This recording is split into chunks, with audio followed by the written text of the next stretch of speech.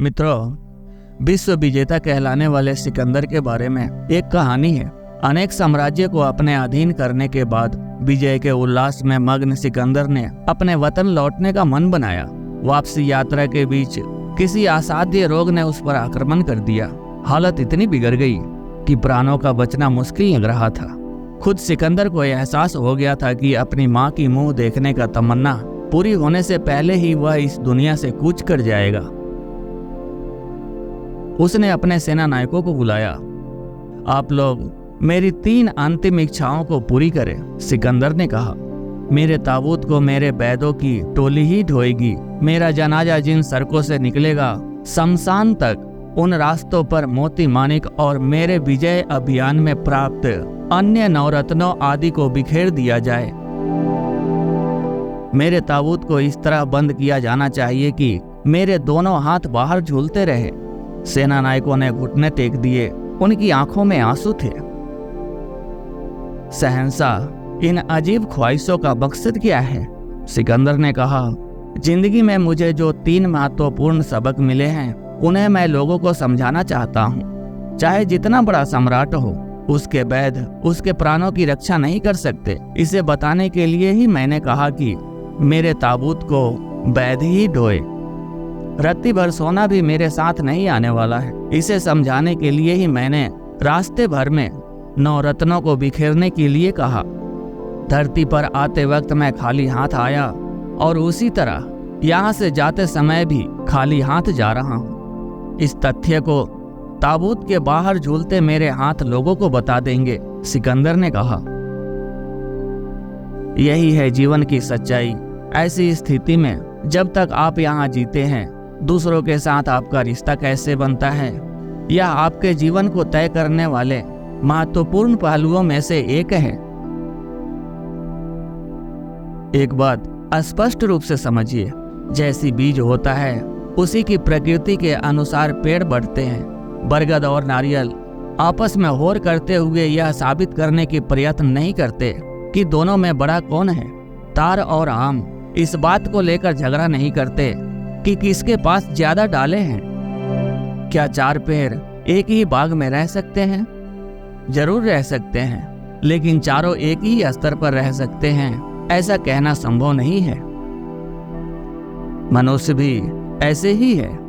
अपनी अपनी क्षमता के अनुसार उनका विकास हुआ है। इसमें ना किसी का दर्जा निचला है, ना किसी का ऊंचा। अधिकार, पद, धन संपत्ति और उनके अनुसार हैसियत, यह सभी मनुष्य को किसी न किसी क्षमता से प्राप्त हुए होंगे। उसका उपयोग कहाँ करे या ना करे, इसका विवेचन करने की शक्ति भी उसमें होनी चाहिए। अंदर कुछ और बाहर कुछ और ही ऐसे दिखाने वाले लोग आजकल हर तरफ मिलते हैं। अपना बचाव करने के ख्याल से कई लोग दोहरी जिंदगी जीते हैं। मित्रों से ही नहीं, माता पिता, बच्चे, पति पत्नी, प्रत्येक रिश्तों में दोहरेपन की वजह से झूठ का बोलबाला है। ज्यादातर मौकों पर कुछ अर्थहीन आचार जिनका पालन नहीं हो सकता, आदमी को दूसरी दिशा में मोड़ देते हैं। आचरण संबंधी कुछ निरर्थक नियम कायदे इंसान के सामने चुनौती बन जाते हैं। जब वह मानता है कि इनके कारण स्वतंत्र रूप से अपने काम करने में असुविधा होती है, उसके अंदर धोखा देने का विचार सिर उठाता है। निरंतर अपनी सहज प्रकृति को छिपाकर अपने को दूसरे ढंग से दिखाने में कितनी सारी ऊर्जा खर्च होती है।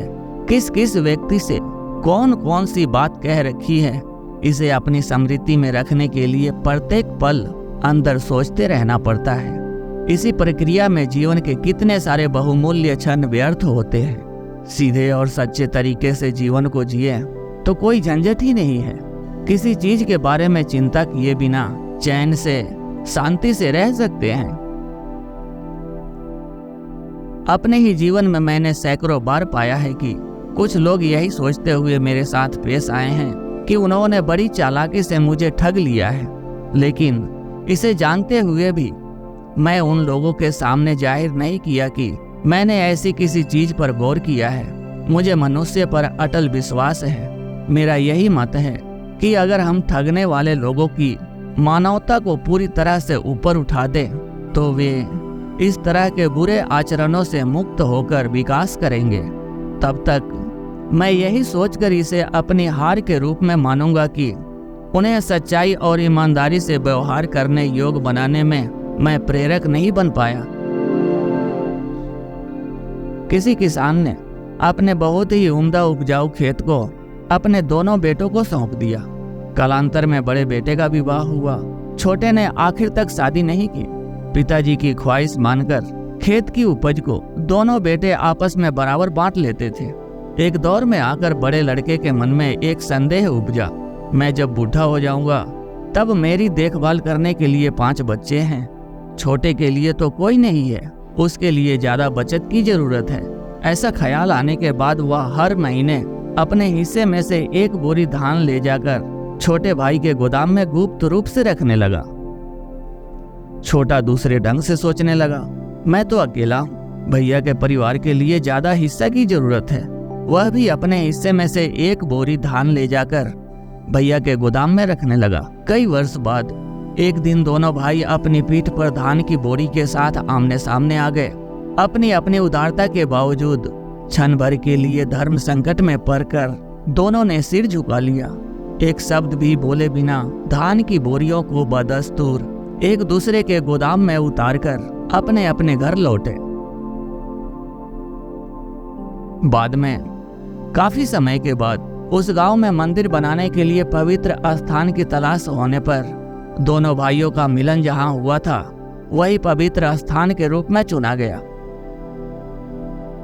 जरा गौर करें, हम अपने रिश्ते को कैसे संभालते हैं। रिश्ते चाहे कितने भी घनिष्ठ हो, सबके लिए एक सीमा रेखा बना रखी है। दोनों में से कोई भी उस सीमा रेखा को लांघ दे तो दूसरा युद्ध का ध्वजा उठा लेता है।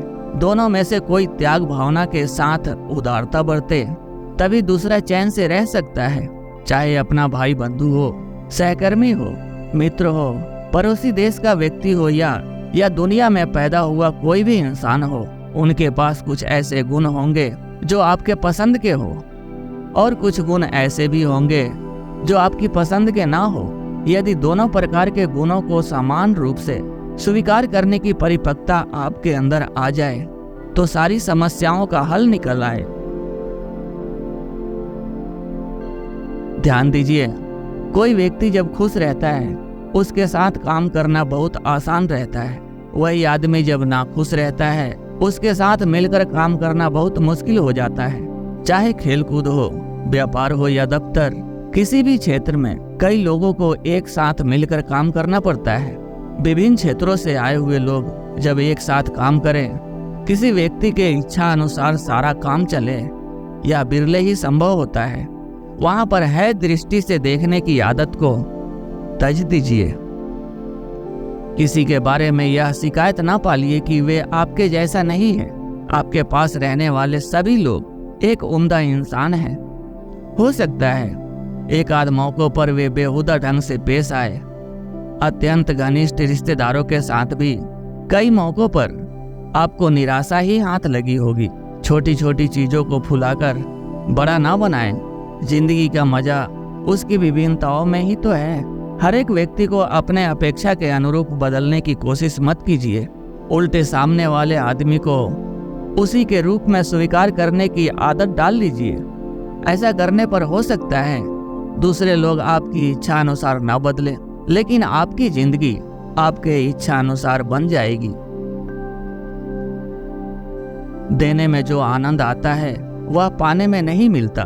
बुद्ध ने एक जगह इसे बड़े सुंदर ढंग से कहा है, किसी भूखे व्यक्ति को अपना भोजन देने से तुम दुर्बल नहीं बनोगे, तुम्हें शक्ति ही मिलेगी। भोजन ही नहीं, स्नेह भी वैसा ही है। स्नेह को अपरिमित रूप से देने में जो आनंद मिलता है उसका कोई सानी नहीं है। इसे शब्दों के रूप में देखने की बजाय अमल में लाकर देखिए, तब आप उसकी पूर्ण सच्चाई को अपने अनुभव में पाएंगे। द्वितीय विश्व युद्ध का समय था। जर्मनी का एक कारागार ऐसी स्थिति आ गई कि आगे कैद होने वाले लोगों को रखने के लिए जेलों में स्थान का अभाव हो गया। कैदियों की संख्या कम करने के लिए अधिकारियों ने एक योजना बनाई। प्रत्येक कैदी को एक एक नंबर दिया गया। रोज लॉटरी निकालने की तरह कुछ नंबरों का चयन किया जाता। उन नंबरों वाले लोग गोली से मार गिराए जाते। इसी क्रम में एक दिन बुलाए एक आदमी को मरने की बिल्कुल इच्छा नहीं थी। एक पादरी ने, जो खुद भी कैदी था, उसे रोते कलपते देखा। उसके पास जाकर मुस्कुराते हुए उसके कंधे को थपथपाया। बंधु, तुम जीना चाहते हो? जियो।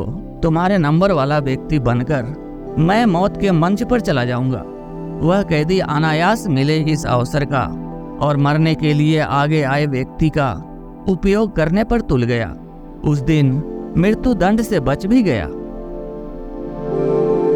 लड़ाई खत्म होने पर आजाद किए गए कैदियों के साथ वह भी आजाद होकर कई वर्ष तक जिंदा रहा।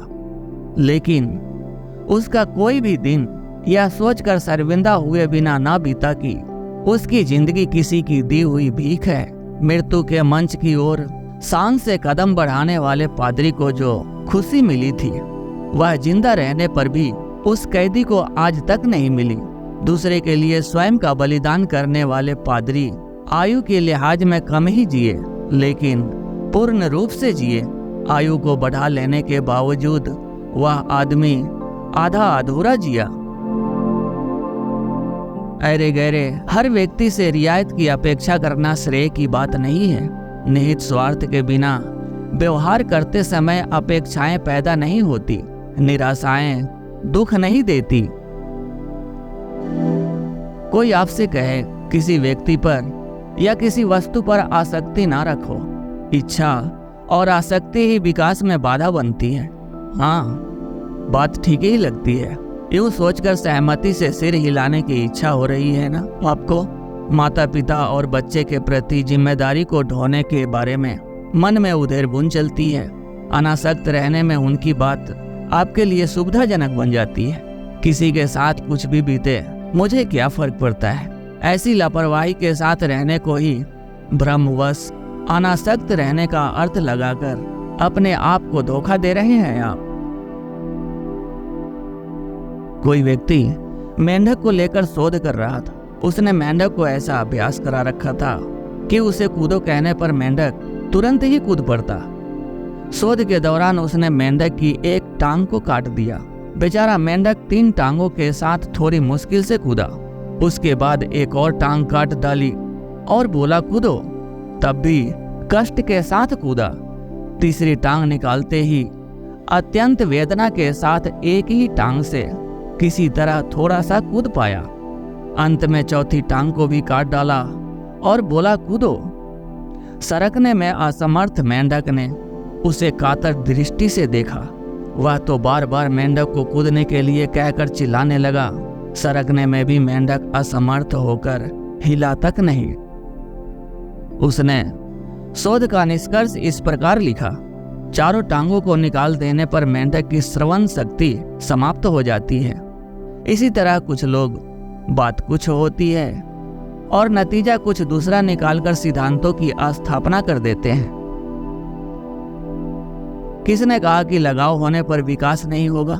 धरती पर आसक्त होकर जब पेड़ अपनी जड़ों को माटी के अंदर गहराई में फैलाती है, तभी वह स्वस्थ रूप से पनपता है, अनेक पक्षियों को आश्रय देता है, हवा में प्राण वायु का बहाव करता है, फलों को देकर दूसरों पर उपकार करता है।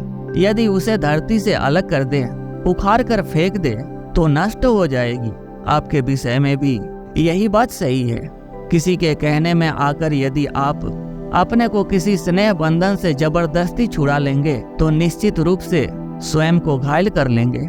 आसक्ति रखने पर दुख कब होता है?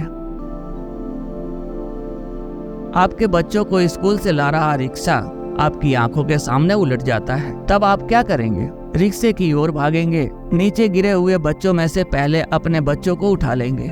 बच्चों के प्रति स्नेह रखने का आपका दावा हो तो आप किसी भी बच्चे को उठा सकते हैं। असल में वहाँ बच्चों के प्रति स्नेह काम नहीं आ रहा था। यह आपका बच्चा है, यूं उसके साथ निजी संबंध जोड़ने की भावना ने ही उस समय आपको संचालित किया था। सामने बच्चा नहीं था, मेरा के विचार ही आगे खड़े थे। जब तक कोई व्यक्ति आपका मित्र बना रहता है, तब तक आप उससे स्नेह करते हैं। जब वह दुश्मन बन जाता है तब उससे नफरत पैदा होती है। दरअसल क्या आपने पहले उस व्यक्ति विशेष से स्नेह किया था?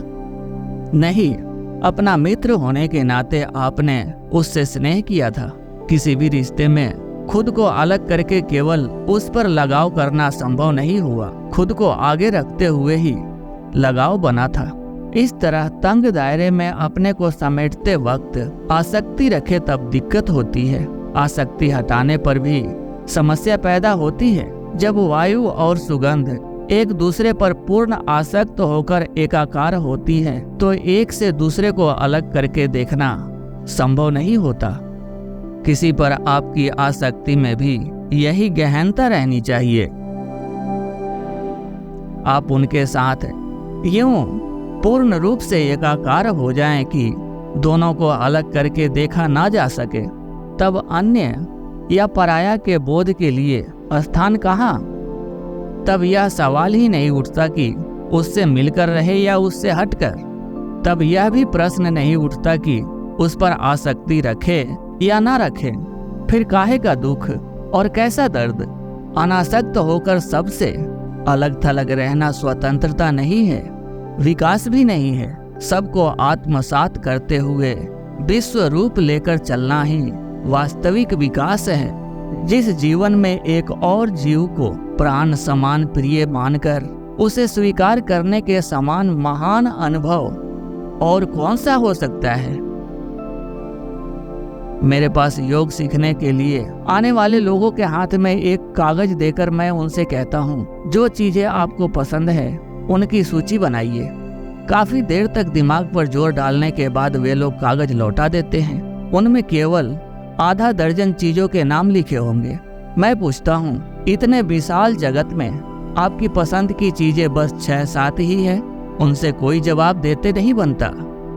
पसंद नापसंद के नाम पर अपने नजरिए को संकुचित बना लेने से कितनी ही अनोखी बातें आपकी पसंद की सूची में स्थान नहीं पाती। नतीजन इस जगत की पूर्णता का अनुभव करना आपके लिए कभी संभव नहीं होता। कोई भी जानबूझकर मूर्खतापूर्ण ढंग से नहीं जीता।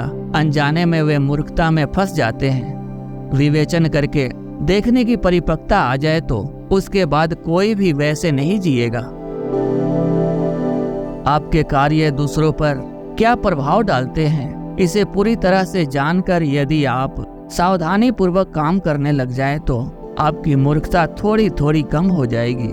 स्वयं को या अपने चारों ओर के लोगों को दुख देने वाला कोई भी काम करेंगे तो वह मूर्खतापूर्ण ही है। इस तथ्य को जानकर काम करें तो वही काफी है। एक फूल के पौधे की जड़ में कीचड़ या मल देने पर भी फूल का पौधा पनपता है ना? आपने इस बात को गौर किया है? वह उस मल और कीचड़ को अपने लिए रखते हुए सुगंध को पुष्पों में भरकर दूसरों को देता है। ऐसी पूर्ण जागरूकता आपके अंदर आ जाए तो बस सही और गलत का संघर्ष थम जाएगा। उसे मत पीटो, इसे घायल मत करो, इस तरह की सीखों की जरूरत नहीं रह जाएगी। यह अनुशासन है और यह अनुशासनहीनता है, ऐसा उपदेश देना निरर्थक हो जाएगा। ओम नमः शिवाय। जय श्री राम।